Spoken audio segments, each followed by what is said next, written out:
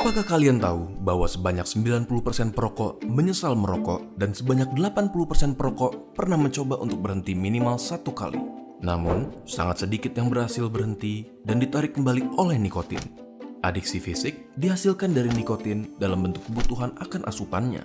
Selain itu, ada pula adiksi psikologis yang contohnya adalah di saat seorang perokok merasa tidak lengkap kalau minum kopi tanpa didampingi oleh rokok. Adiksi psikologis yang didampingi dengan adiksi fisik tersebut menggagalkan banyak orang meninggalkan kebiasaan merokok. Jika tidak ada bantuan seperti nikotin patch, gum, ataupun hipnotis, dan kegagalan tersebut sangat disayangkan. Vape adalah alat yang digunakan untuk mendapatkan pengalaman mirip merokok yang memproduksi bukan asap, tapi aerosol yang dihirup oleh penggunanya lalu dihembuskan layaknya rokok. Namun, tanpa tar maupun bahan kimia lainnya yang terdapat di rokok. Lalu, apakah vape merupakan alternatif yang mereka tunggu-tunggu?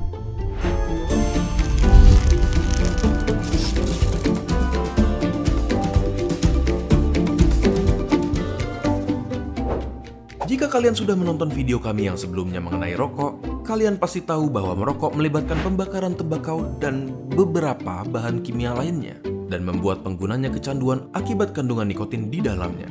Asupan nikotin yang sangat dicari ini bisa digantikan dengan vaping menggunakan cairan atau liquid yang mengandung nikotin demi mendapatkan tingkat kepuasan yang sama, dengan aktivitas menghirup dan menghembus yang identik dengan merokok. Salah satu perbedaan merokok dengan vape adalah vape tidak melibatkan pembakaran tembakau.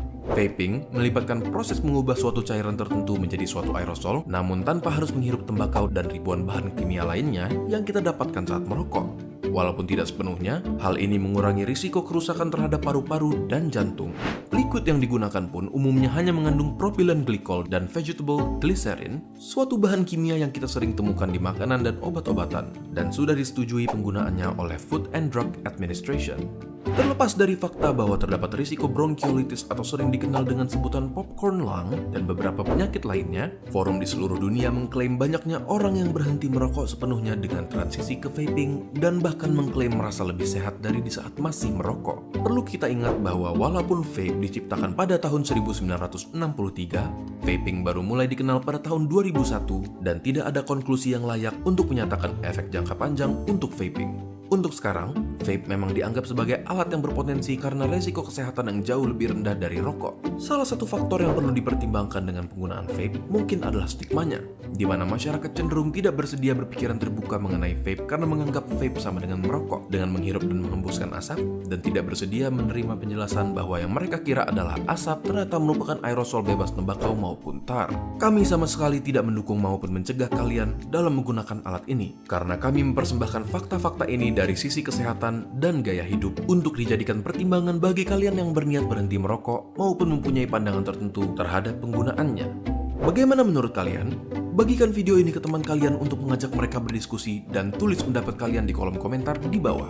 Video hari ini didukung oleh Movi, Ministry of Vape Indonesia, sebagai ahli dalam penggunaan alat vape dan bersedia menjawab berbagai pertanyaan kalian demi mendukung transisi penggunaan rokok menjadi vape dengan tujuan berhenti sepenuhnya.